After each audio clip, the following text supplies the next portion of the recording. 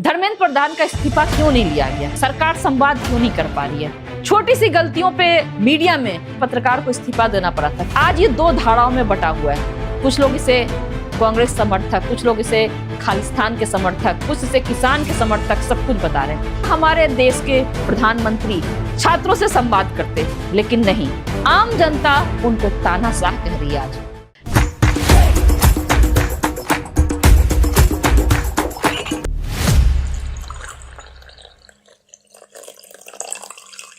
नमस्कार, एक बार फिर से आप सभी का स्वागत है। शो का नाम तो आपको याद हो ही गया होगा, टी टॉक विद एसपी। आज मैं आप लोगों से बात करूंगी, बिल्कुल आपने सही समझा, धरना प्रदर्शन जो जंतर मंतर पे चल रहा है। 20 जून से धरना प्रदर्शन शुरू हो चुका है। आप सबको मालूम है ये नीट परीक्षा में हुई जो लीक है, पेपर लीक को लेकर के है। लेकिन मुद्दा सिर्फ एक नीट पेपर लीक ही नहीं है, हर परीक्षाओं में पेपर लीक हो रहे हैं। छात्र बार बार परेशान होते हैं, उनके पैसे खर्च होते हैं।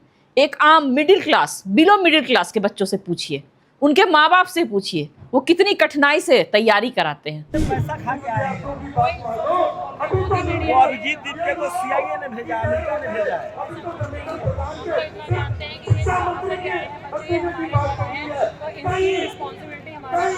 टीवी वाले पर भरोसा नहीं है। टीवी वाला सब झूठ बोलता है। सब झूठ होता है उनका। अभी देखो ना बच्चों पर कैसे बात कर रहे हैं इन्होंने। अभी ये बच्चे जो हैं गलत बोल रहे हैं कि इस्तीफा लो, इस्तीफा नहीं, उनको टर्मिनेट करो। इस्तीफा लिया तो किसी और पद पर बैठ लेकिन जाएगा। टीवी अखबार को दिखा रहा है कि बच्चों को पुलिस वालों ने बच्चों ने पुलिस वाले को मारा। नहीं, सब झूठ है। इतने खाली हाथ बच्चे हैं, तो वो देखिए, खाली हाथ हैं, परिवार में लाठियों से भांज रहे हैं। सिर्फ बच्चे नहीं आ रहे, उनके परिवार वाले भी आ रहे हैं। देखिए लोग हंस भी रहे हैं। ये कहा जा रहा है कि इस आंदोलन को हाईजैक कर लिया गया किसानों के द्वारा। क्या कहना है? ऐसा कुछ नहीं है, बच्चे अपने दम पे लड़ रहे हैं। लेकिन ये जरूर है कि इन्होंने जिन बच्चियों के कपड़े फाड़े पुलिस वालों ने, उनके साथ दुर्व्यवहार किया गया, उनके कपड़े फाड़ के उनके गलत जगह हाथ लगाया गया, तो उन्होंने गुहार लगाई है वीडियोस डाल के कि सरदार भाइयों हमें बचाओ, हमें बचा लो, आकर के जत्थेबंदियों आप आओ। इसलिए वो सब आए हैं इनकी रक्षा के लिए, ठीक है। और गुरुद्वारे सब खोल दिए गए हैं। ऐसा कुछ मेन स्ट्रीम मीडिया में और बाकी कुछ लोगों का कहना है कि ये आंदोलन जो है नीट एस्पिरेंट का नहीं है, अपने घर तैयारी कर रहे हैं, एग्जाम दिए हैं और ये प्रायोजित है। कुछ कहना चाहेंगे? यहाँ जो बच्चे हैं, आप कब से हैं यहाँ पे? नहीं, ऐसा हम तो पाई बार के हैं, लेकिन ऐसा कुछ नहीं। इतने सारे स्टूडेंट्स आ रखे हैं, ये कोई पागल है कि अपने घर से गर्मी में आके बैठे पिट रहे हैं। इनके देखो पैर तोड़ दिए, सर तोड़ दिए। किसी पुलिस वाले का दिखाओ से छूटा हो, बिना नेम प्लेट के वो घूम रहे हैं। कौन है वो लोग? आरएसएस के बंदे हैं? कौन है? बीच में आके गुंडे आकर के घुसे हुए गुंडागर्दी। मतलब आपका कहना है कि ये बच्चे अब अपने दम पे लड़ाई, मतलब इनको मार पीट के इन पे इतना अत्याचार हुआ तो कोई ना कोई तो इनकी रक्षा करने आएगा, इसलिए ये सिख लोग आए हैं। और हम सिख भाइयों का फर्ज है, हमें हमारे गुरुओं ने यही सिखाया है कि किसी के ऊपर अत्याचार होता हो देखोगे तो उनकी मदद करो। हम मदद करते हैं, कहीं भी कोई बाढ़ आ जाए, कुछ हो जाए, वहाँ लंगर के वो लगते हैं हर जगह। इसीलिए हमें अपना इंसानियत याद है। गुरुओं ने क्या बोल रखा है, इंसानियत के लिए सबसे आगे खड़े हो जाओ। बच्चों को हम पिटने नहीं देंगे, जहाँ भी कोई अन्याय होगा उनको बचाएंगे आगे। एक गरीब परिवार का बच्चा बहुत से कामों को छोड़कर कुछ समय के लिए इस तरीके से काम करता है, इस तरीके से सब चीज़ों को छोड़ देता है कि अच्छा परीक्षा हो जाए, उसके बाद हम इसको कर लेंगे, और फिर लीक पर लीक। और इस धरना प्रदर्शन को बहुत से लोग अलग अलग रंग में दे रहे हैं। आज मैं जंतर मंतर पे खुद गई थी और वहां तमाम लोग आए हुए थे। ये विभिन्न जगहों से आए हुए, अलग अलग जगहों से ये लोग आए हुए हैं और ये स्टूडेंट को साथ देने आए हुए हैं। ग्राउंड्स में बोलते हैं, ये किसी के बहकावे में नहीं आए। आप लोग देख रहे हैं, बोल रहे हैं कि स्टूडेंट को साथ देने। मैडम बताइए, आप लोग हम लोग सपोर्ट करने आए स्टूडेंट को, क्योंकि हम भी स्टूडेंट हैं। हम स्टूडेंट को सपोर्ट करने आए क्योंकि हम भी स्टूडेंट। Thank you. देखिए, मैंने कोई ऐसा सवाल नहीं पूछा है कि ये बनावटी जवाब दे। इन्होंने खुद ही बताया कि स्टूडेंट है, स्टूडेंट को साथ देने। इनके पास देखिए इनका पेपर भी है जो मैं आपको अभी दिखा रही हूँ। थोड़ा वो लोग किसी भी जाति, धर्म, किसी पॉलिटिक्स, किसी पॉलिटिशियन, उन्हें इससे मतलब नहीं था कि सरकार बीजेपी की होगी, आपकी होगी, कांग्रेस की होगी, राजद की होगी, नेता कौन होगा, इससे उन्हें मतलब नहीं था। उन्हें दो चीज़ों से मतलब था। कि हमारा नेता जो हो वो पढ़ा लिखा हो। मैडम आप लोग एक महिला, ऐसा कहा जा रहा है कि यहाँ पे महिलाओं बच्चियों पे अत्याचार हुए, वो भी ना नेम प्लेट, आप लोग कुछ कहना चाहेंगे?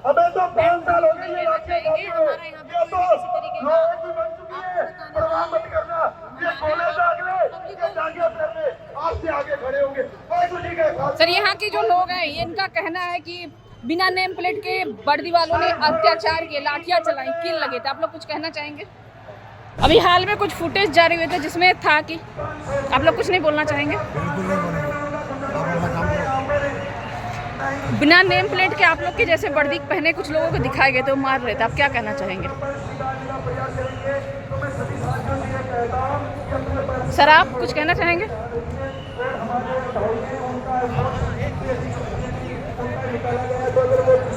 इसी तरह की ब्लू वर्दी में दिखाए जा रहे थे कि उन्होंने मारे हैं बिना नेम प्लेट के, आप लोग कुछ कहना चाहेंगे? हम लोग कोई एग्जाम देते हैं, इतने पेपर होते हैं, हम इतनी साल की पढ़ाई करते हैं। अगर हम डॉक्टर की बात करें तो इतनी आसानी से कोई डॉक्टर नहीं बन जाता है। अगर हम ब्यूरोक्रेट्स की बात करें तो भी इतनी आसानी से ब्यूरोक्रेट्स नहीं बन जाता। एक पत्रकार की बात करें तो कोई भी पत्रकार भी नहीं बन जाता अगर सही तरीके से कहे तो। उसके लिए भी प्रोसेस होता है, डिग्री लेनी पड़ती है, इंटर्नशिप करनी पड़ती है, MBBS की तैयारी के लिए एग्ज़ाम पास करते हैं, फिर 5 साल की पढ़ाई करते हैं और भी तमाम चीज़ें, उसके बाद भी उन्हें PG करना पड़ता है, तब जाके डिग्रियाँ मिलती हैं। तो इन छात्रों का बस एक ही कहना है कि जो हमारा मंत्री हो, जो हमारे पॉलिटिशियंस हो, उनको भी विभिन्न एग्जामों को पास करके आगे आना चाहिए। और उन सब का है कि आखिर हमने मांगा क्या है। हम शांतिपूर्वक प्रदर्शन कर रहे थे, अनशन पे थे। ये प्रोटेस्ट चल रहा है, शायद से इसके पास CGV बन जाए, लेकिन याद रहे कि ये प्रोटेस्ट किसी पार्टी के लिए नहीं है, ये प्रोटेस्ट एक छात्राओं के लिए प्रोटेस्ट है। ऐसा नहीं होना चाहिए। किसी भी पार्टी का जय बोलना, किसी भी नेता की जय बोलना गलत है। सही है इंकलाब की जय, है ना? लेकिन क्वाइट ऑफन बोला जाता है कि ये जो जनरेशन है जेन Z, वो सबसे पॉलिटिकली इमेच्योर है, समझती नहीं है। जितने हमारी जेन Z अब जो आपने देखा है यहाँ पे आए हैं, सब जानते हैं मुद्दे को, तो आपको लगता है कि काफ़ी बदलाव आया है उस जनरेशन में? आपका एक सवाल मुझे गलत लगा कि जेन Z अनमेच्योर है या पॉलिटिकली इमेच्योर। जेन Z जितना मेच्योर नहीं है कोई भी, कोई किसी को गलत टच, जितने भी रेप होते हैं सभी 70 साल के बुढ़े, 40 साल के बुढ़े, ये गलत करते हैं। इन जेनजियों को आप लोग बोलते हैं अनमेच्योर है, ये तो बहुत मेच्योर है। मैडम ऐसा भी कहा जा रहा है, एक सवाल और है। किसी का इतना हार्ट टच नहीं हुआ है मुझे। हाँ, मैं भी अंदर 2 बार आई गई, किसी ने गलत नहीं, बहुत सपोर्ट से इन्होंने बाहर भी निकाला मैं है। कहती हूँ पुलिस वाले भी इसमें इन्वॉल्व होते हैं, अगर कोई भी वो होता है पुलिस वाले इन्वॉल्व होते हैं। अच्छा महिला, एक सवाल और, एक महिला होने के नाते आप इसका जवाब दें। यहाँ पे कहा जा रहा है कि जो बच्चियों के साथ पुलिस वालों ने गलत किया, तो क्या ये फुटेज सही है? बिल्कुल सही है।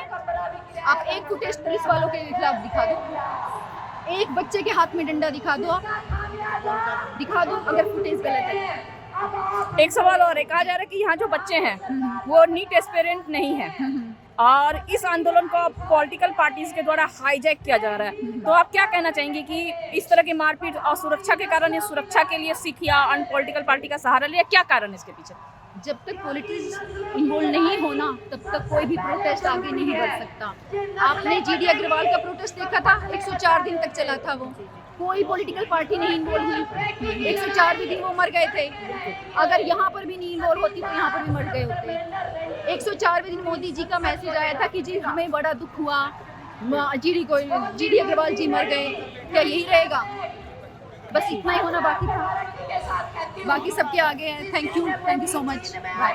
हमने कोई हिंसात्मक कदम नहीं उठाए, तो फिर ये सरकार हमसे संवाद क्यों नहीं कर रही है? सरकार आखिर ये संवाद करना क्यों नहीं चाहती है? उनका कहना है कि हमारे प्रधानमंत्री इतना बढ़िया बोलते हैं, इतनी देर तक बोलते रहते हैं, मन की बात रेडियो पे करते रहते हैं। कुछ लोग तो ये भी कह रहे हैं कि प्रधानमंत्री जी की पत्नी नहीं है इसलिए वो रेडियो पे इतनी मन की बात करते हैं, तो हम छात्रों की बात नहीं कर पा रहे। अगर वो घर में मन की बात कर लेते तो आज शायद हम छात्रों से बात कर पाते, क्योंकि अपनी एनर्जी वो मन की बात में खत्म कर देते हैं। इसके साथ साथ उनका कहना है कि वो परीक्षा पे चर्चा करते हैं, पर वो चाहते हैं कि इस परीक्षा पे वो चर्चा करें जिन्होंने वास्तव में एग्जाम दिया है, जिन्होंने वास्तव में संघर्ष को समझा है। और आज उनकी सिर्फ छोटी सी डिमांड थी, ये पेपर इतने लीक क्यों हो रहे हैं? धर्मेंद्र प्रधान का इस्तीफा क्यों नहीं लिया गया? पहले भी इस्तीफे होते थे। छोटी सी गलतियों पे अगर आप देखें, छोटी छोटी गलतियों पे ऑर्गेनाइजेशन में, मीडिया में, हाल ही में एक आया था कि डीडी न्यूज के एक पत्रकार को इस्तीफा देना पड़ा था। क्यों? क्योंकि उन्होंने जिनपिंग को गलत बताया था, XI बोल दिया था, रोमन में लिखा हुआ था। हो सकता है वो पॉलिटिक्स से या ऐसे पॉलिटिशियंस वगैरह से, इंटरनेशनल जो भी पॉलिटिशियंस हो, उससे कोई वास्ता नहीं रखती हूँ। हाँ, वो गलती है, चैनल पे बैठने वाले एंकर की जानकारी होनी चाहिए, इसलिए उनको इस्तीफा दिलवाया गया। तो आज अगर शिक्षा मंत्री को से गलती हुई, पेपर लीक हुआ, तो वो इस्तीफा क्यों नहीं दे रहे हैं? सरकार संवाद क्यों नहीं कर पा रही है? आज ये दो धाराओं में बटा हुआ है। कुछ लोग इसे कांग्रेस समर्थक, कुछ लोग इसे खालिस्तान के समर्थक, कुछ इसे किसान के समर्थक, सब कुछ बता रहे हैं। लेकिन आप ही बताइए, छात्र जब उतने दिनों से अनशन पे बैठे हुए थे, शांतिपूर्वक बैठे हुए थे, उन्होंने सिर्फ संसद तक मार्च की बात की थी, तो सोनम वांगचुक सर को उठा लिया गया। जी हाँ, आपने बिल्कुल सही सुना, उठा लिया गया। क्योंकि अगर अनशन तुड़वाना रहता तो अनशन पहले भी तोड़े गए। अन्ना हजारे का अनशन भी टूटा था। स्वर्गीय मनमोहन सिंह जी उस समय प्रधानमंत्री थे, वो आए थे, सोनिया गांधी जी भी आई थी, उन्होंने पानी पिलाया था। आगे और पीछे, बहुत पीछे चले जाइए, शायद हम लोगों ने वो जमाना नहीं देखा, सुना है। इंदिरा गांधी जी ने सोनम वांगचुक के पिताजी को अनशन तुड़वाने के लिए उनको पानी पिलाया था जाके। तो क्या हमारे देश के प्रधानमंत्री इतना भी नहीं कर सकते थे कि वहां आते, उनको पानी पिलाते, अनशन तुड़वाते, छात्रों से संवाद करते? लेकिन नहीं, उन्होंने ऐसा नहीं किया। इसीलिए आम जनता उनको तानाशाह कह रही है, आज अहंकारी कह रही है। उन्होंने, या गृह मंत्री के आदेश से हुआ हो, प्रधानमंत्री के आदेश से हुआ, जिसके भी आदेश से हुआ हो, बोला तो यही जाएगा कि सर्वोच्च जो सत्ता में है, यानी कि प्रधानमंत्री, उन्हीं के आदेश से उनको उठाया गया। उनका अनशन हॉस्पिटल में भी नहीं तुड़वा पाए, उन्होंने वहां भी नहीं तोड़ा। लेकिन उसके बाद से माहौल बदल गया। तो इसमें छात्रों की गलती कहां है? इसके बाद भी छात्र शांतिपूर्वक ही प्रदर्शन कर रहे थे, आप लोगों ने लाठियां चलाई, चोट लगे, छात्र छात्राएं हॉस्पिटल में गए। कुछ फुटेज इस बात की गवाह दे रहे हैं कि छात्राओं के साथ गलत व्यवहार किया गया। जब ऐसी हरकतें होंगी, इस तरह के व्यवहार होंगे, तो निश्चित तौर से देश के विभिन्न कोनों से जो सिविल वर्दी में थे, घर के कपड़ों में थे, और उनकी गाड़ी बड़ी बड़ी थी। चलो पुलिस की सही नहीं होती है। ये आप अपने हाथ में क्या बोर्ड लेके खड़े हैं? ये अपने हाथ में बोर्ड क्या लेके खड़े हो, दिखाइए। ये जो मार रहे थे डंडे से, जो दिखाया जा रहा है, आप लोग ने देखा था कि डंडों में कील लगा था? हाँ जी, देखा था हमने, डंडों के अंदर कील लगा हुआ था, पैकेज के अंदर चल रहे थे। जो बच्चे घायल हुए हैं, बहुत ज्यादा घायल हुए हैं, वो सिर्फ उनका इतना ही काम था कि भाई उन्होंने अपने हक अधिकार के लिए लड़ाई करी है। और उसके मेन स्ट्रीम मीडिया में कहा जा रहा है कि किसी की मौत नहीं हुई। आप लोग क्या कहना चाहेंगे? आप लोगों को कुछ पता है? काफी लोगों की मौत हुई है यहाँ पे, सुनने में आया 8 लोग मरे हैं यहाँ पे, जो दिल्ली पुलिस ने उनके डंडे मारे हैं। और सबसे जो असहनीय बात ये थी कि इन्होंने लेडीजों को, लड़कियों को गलत जगह पे इन्होंने मारा है उनको। जो हमारे देश की बेटियां थी, वो चाहे किसी भी धर्म की हो, किसी भी प्रोटेस्ट में हो, लेकिन इनका कोई हक अधिकार नहीं था दिल्ली पुलिस का कि वो लेडीज। अच्छा, आप लोग यहाँ प्रोटेस्ट में आए, ये जो वीडियोस बनते हैं सब जगह जा रहे हैं, कहा जा रहा है कि जिनके नाम आ रहे हैं उन पे हम NSA लगा देंगे, दहाड़ा लगता। आपको डर नहीं लगता इस पर? नहीं, बिल्कुल डर नहीं लगता है। अपने हक के लिए लड़ने आए, हम अपने बच्चों के लिए लड़ने आए हैं। अगर हम अपने बच्चों के लिए, अपने हक अधिकार के लिए नहीं लड़ेंगे तो फिर हमारा जीने का कोई अस्तित्व नहीं रहता। अगर भगत सिंह भी उस समय में अपने घर में बैठ जाते, ये सोचते कि भाई हम देश के लिए क्यों लड़े, हमारे ऊपर तो NSA लग जाएगा, तो फिर वो हम देश आज़ाद ही नहीं हो पाता हमारे देश अंग्रेजों से। आवाज आएगी, हर वर्ग के लोग समर्थन में उतरेंगे, और उस समय ये छात्र भी उन लोगों का समर्थन लेंगे। कहा जाता है अगर माँ बाप बच्चे को इतना पीटे कि अपना बचाव नहीं कर सके, तो पड़ोसियों के शरण में चले जाते हैं। तो आपने ऐसा माहौल बनाया कि आज वो दूसरे की शरण में गए। अब पत्ता मुझे लगता है सरकार के हाथ से निकल गया है। देखते हैं आगे सरकार क्या करती है, सरकार क्या कदम उठाती है, क्योंकि जंतर मंतर के चारों तरफ से आज यही शोर आ रहा था, इनकलाब जिंदाबाद, नरेंद्र मोदी को हटाओ, तानाशाह सरकार अब नहीं चलेगी। हमें ऐसा प्रधानमंत्री, गृह मंत्री, शिक्षा मंत्री, तमाम ऐसे मंत्री हमें नहीं चाहिए जो हमसे संवाद नहीं कर सके। आइए इस विषय पे हम देश के सीनियर जर्नलिस्ट जिन्होंने तमाम आंदोलनों को कवर किया है, इससे पहले भी ये ग्राउंड से रिपोर्टिंग किए हुए हैं, कई आंदोलनों को इन्होंने आंखों से देखा है, आंसू गैस के गोले को भी इन्होंने झेला है। हम उनसे बात करते हैं और जानते हैं कि क्या सच है, क्या मिथ है, आखिर ऐसा माहौल क्यों बना है, पूरे देश में ऐसी अराजकता आ चुकी है कि अब लग रहा है क्या होगा, इन छात्रों का भविष्य आगे क्या होगा। इस पे हम बात करते हैं और उनसे ही जानते हैं इस बारे में। वो भी ग्राउंड रिपोर्ट में आज थे, वो भी वहां पे आज कवर कर रहे हैं, तो विस्तार से जानते हैं उनके बारे में कि वो इसको किस तरीके से देख रहे हैं, इसको कैसे समझते हैं। ग्राउंड में आज वरिष्ठ पत्रकार नरेंद्र नाथ मिश्रा जी भी गए थे। आइए उनसे जानते हैं इस आंदोलन को वे किस तरीके से देखते हैं और उनकी क्या राय है। ये देश का पहला जनजी आंदोलन है और जिस तरह से देख रहे हैं, और लगातार जब शुरू हुआ था, जब पहले दिन का प्रोटेस्ट, उस दिन भी हम लोग गए थे तो उस दिन उतनी एनर्जी नहीं थी, लोग भी कम थे। जैसे जैसे सरकार का हट बढ़ता गया वैसे वैसे इंटेंसिटी बढ़ता गया है। और जब सोनम भी बैठे हुए थे, सोनम वांगचुक 15 दिन तक तो थोड़ा सा कम था। सोनम वांगचुक को जब उठा के लेके चले गए और बढ़ गया, फिर अगले दिन प्रोटेस्ट को लाठी चली और बढ़ गया, और अब धीरे धीरे ये बढ़ गया है। और ये सिर्फ जंतर मंतर की बात नहीं है, अब पूरे देश में ये पसर गया है। अच्छा, आप इससे पहले अन्ना आंदोलन भी कवर कर चुके हैं, आपने आंसू गैस के गोले को भी वहाँ बर्दाश्त किया, और आज आप इस आंदोलन को भी देख रहे हैं। और ये आंदोलन जो है छात्र का है। अब लोग जो हैं वो भी दो धाराओं में बट रहे हैं।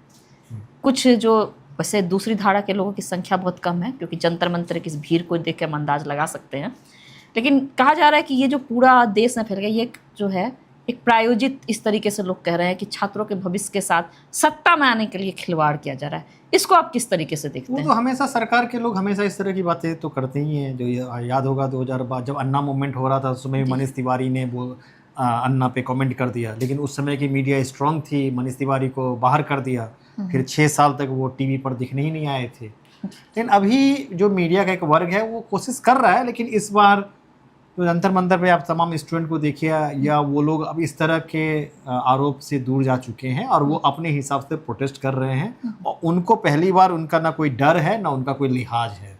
वो जिस तरह से नारे लगा रहे हैं या जिस तरह से बात कर रहे हैं, उनको ऐसी किसी बातों का कोई किसी तरह का ना डर है ना लिहाज है।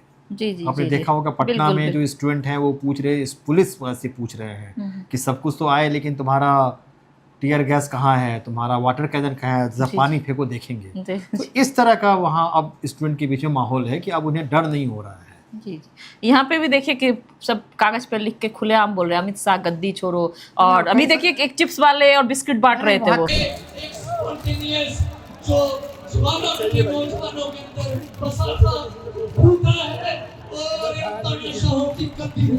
अभी अपनी मर्जी से यहाँ पे डिस्ट्रीब्यूट कर रहे हैं सबको, आप अपनी मर्जी से सबको डिस्ट्रीब्यूट कर रहे हैं। आप थोड़ा खुल के बोलिए इसको, कि लोग इसको कह रहे हैं कि कहाँ से आ रहे हैं। आप यहाँ के धर्म जाति से पढ़े हो, अपनी मर्जी से दे रहे हैं। अमित शाह के घर से आ रही है, उसका दारू का व्यापार है, उसके घर से फंडिंग आ रही है। खुला बोल।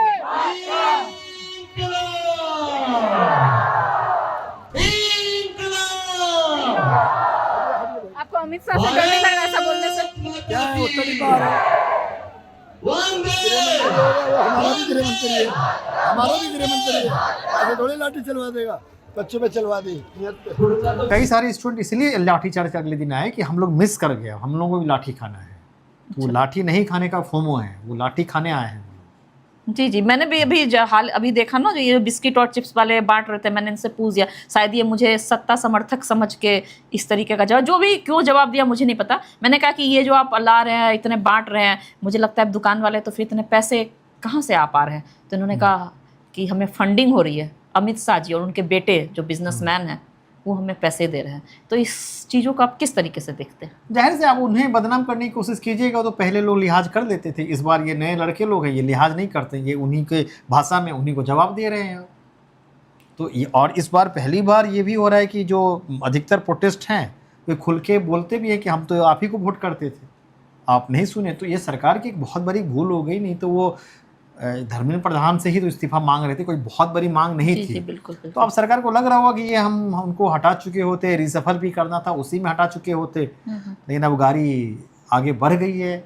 आज जिस तरह से प्रधानमंत्री ने खुद ही ट्वीट भी किया, ऐसे लग रहा है कि वो प्रेशर में है, अब उन्हें भी एग्जिट रूट नहीं मिल रहा है। अच्छा, आज आप भी गए थे, वैसे ना मैं आपको देख पाई ना आप मुझे देख पाए, इतनी भीड़ थी वहाँ, और सच में इतनी भीड़ थी कि निकलने का मुझे भी रास्ता मिल नहीं रहा था, और किधर जाना है मुझे खुद पता नहीं चल नहीं पा रहा। और वो जो रास्ते जो एंट्री के बनाए गए हैं, मुझे लगता है इतने डिसिप्लिन थे, इतने सशक्त लोग थे कि उनके अंदर इतनी मोरल वैल्यू थी कि सब लाइन से निकल रहे थे बहुत ही समान रूप से। नहीं तो अगर थोड़े से भी, मुझे लगता है कि अगर ऐसे लोग होते तो वहाँ भगदड़ हो जाती निकलने में ही। तो अगर जैसा कि कहा जाता है कि कुछ भी हो सकता है, तो अगर ऐसी कुछ अनहोनी घटना सरकार की तरफ से या किसी भी तरह से होता है, तो आप इसको, इस जगह को कैसे, किस तरीके से देखते हैं? ऐसा ही रास्ता होता है, ऐसा नहीं कि ये पहली बार हुआ है। जितने प्रोटेस्ट होते हैं या कोई भी कार्यक्रम होता है, तो उसकी एंट्री को थोड़ा सा उसी तरह से किया जाता है कि आप एक सीमा तक ही रोक लेंगे ना वहाँ पे। तो इसीलिए ऐसा नहीं कि यहाँ पे ये हुआ है, या हर प्रोटेस्ट में ऐसा ही होता है, या इवन कार्यक्रम में किसी भी जगह पे जब एंट्री होती है तो उस एंट्री को थोड़ा सा किया जाता है कि आप एक लेवल के बाद अगर किसी को रोकना हो, अगर आप नहीं करेंगे तो वो भी एनार्की हो सकता है। तो उसमें तो वो नॉर्मल है, उसमें कोई ऐसा एबनॉर्मल नहीं है। अच्छा, इतनी बैरिकेटिंग, इतनी एंट्री रोकी गई इसके, और इतने फोर्स सब कुछ थे, इसके बाद अगर ये चीज़ कहा जा रहा है कि पुलिस थे, तो वो जो पत्थर चले, पत्थर की गाड़ियाँ आई, तो फिर कहीं ना कहीं ये तो सत्ता की भूल है ना, फिर किस तरीके से? अगर वो स्टूडेंट पहुंच जा रहे हैं पार्लियामेंट तक की होगी, तो ये पुलिस की, इवन राहुल गांधी पहुंच गए पीएम के घर तक, उनको किसी को आइडिया नहीं लगा, पूरा सरप्राइज हो गया। पार्लियामेंट चल रहा है, पीएम के घर के सामने बैठ गए उसमें, और इनके पास पूरी सिक्योरिटी कवर होती है और किसी इंटेलिजेंस को पता नहीं चला, तो ये भी फेल्योर तो है ही सरकार की। तो सरकार यानी कि हर मोर्चे पे किस तरह से विफल हो रही है? अगर इंटेलिजेंस उनकी विफल हो रही है कि उनको पता नहीं चल पा रहा, पत्थर की गाड़ी आ जा रही है, लेकिन वहाँ राहुल गांधी चले जा रहे हैं। इंटेलिजेंस और ये सब छोटी छोटी बात है, मूल बात है कि आंदोलन होता ही नहीं कि अगर धर्मेंद्र प्रधान रिजाइन कर दिए होते। और उनकी रिजाइन की बात थी, सरकार के अंदर भी कई लोगों ने कहा कि इनका जाना तय है। जी जी। तो उन्हें रोक के सरकार को क्या फ़ायदा हो रहा है और क्यों इतनी मुसीबत ले रहे हैं, ये किसी को अभी अब किसी को समझ में नहीं आ रहा है। आगे आने वाले समय यानी कि कल का दिन, आने का जो भी दिन है, इस आंदोलन को आप किस तरीके से, इसका रुख क्या हो सकता है? अब रिजाइन के बिना अब बीच का रास्ता अब नहीं दिख रहा है, और इसलिए नहीं दिख रहा है कि कई बार जब कोई नेता होता है लीड करने वाला, तो आप उसको मना के या उसको सोचिए कि अगर सोनम वांगचुक मान गए या अभिजीत दीपके मान गए, तो अब किसी के हाथ में नहीं आंदोलन। अगर ये मान जाएंगे तो दूसरे खड़े हो जाएंगे। जी जी। तो इसीलिए अब इसका एकमात्र रास्ता दिख रहा है कि ये चाहे तो प्रधान का इस्तीफा होगा या नहीं तो मामला बिगड़ेगा। तो आपको ऐसा लग रहा है कि खैर नेता तो इसमें अब निकलेंगे, सोनम वांगचुक, चाहे अभिजीत आ जाए, सौरभ आ जाए, दीपक आ जाए, उसके बाद कोई और आ जाएगा, तो नेता तो अब सब बन चुके, क्योंकि सब अपने आप में यहाँ नेता दिख रहे थे। वो तो मुझे भी आज नजर आया कि ये आंदोलन अब बिना नेता के भी चलेगा।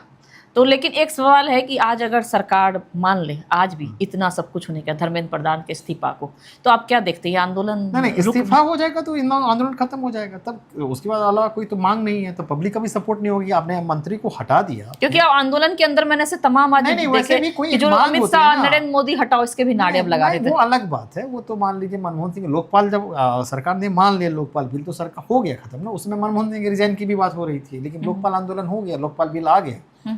तो यहाँ भी अगर धर्मेंद्र प्रधान का रिजाइन हो जाएगा तो फिर बाकी उसके बाद फिर लोग भी समझ लेंगे, तब उसके बाद मुझे नहीं लगता है कि, और होगा भी नहीं। तो आप इसको किस तरह से, इतने छात्र यहाँ बैठे हैं, उनका भविष्य, वो जो कई छात्रों से, छात्राओं से मैंने बात की, वो सब रीनीट भी लिखे हैं, उसके बाद इतने दिनों से अब आके अपना समय यहाँ बर्बाद कर रहे हैं, और सरकार इस पे नहीं सुन रही है, तो इसको आप किस तरीके से देख रहे हैं? अब सरकार अब नहीं सुन रही, लेकिन ये पसर रहा है, क्योंकि देश के सिर्फ जंतर मंतर पर नहीं, पूरे देश में अब ये प्रोटेस्ट हो रहा है, तो इसीलिए आप इनको सुनना ही पड़ेगा। और सरकार भी अब देख रही है कि आज खुद अभी मोदी आए हैं, अमित शाह भी आज बोल रहे हैं, इसीलिए रिज़ाइन के अलावा कोई रास्ता नहीं है। रिज़ाइन होगा और रिज़ाइन के बाद और ख़त्म भी हो जाएगा, ये रिज़ाइन से आगे भी नहीं बढ़ेगा मामला, ये भी है। जी, आपका हमारे शो में आने के लिए बहुत बहुत शुक्रिया, बहुत बहुत धन्यवाद। अभी अभी आपने वरिष्ठ पत्रकार नरेंद्र मिश्रा जी की बात सुनी, उन्होंने यही बात कही कि धर्मेंद्र प्रधान जी का इस्तीफा हो जाए तो ये आंदोलन अभी भी ख़त्म हो सकता है। तो सरकार से अभी भी गुजारिश है कि वो अपने अहम को त्याग के इस बात को समझे, इस परिस्थिति को समझे और संवाद करे और इस्तीफा ले, क्योंकि अब इस्तीफे के बिना कोई गुंजाइश नहीं बची है।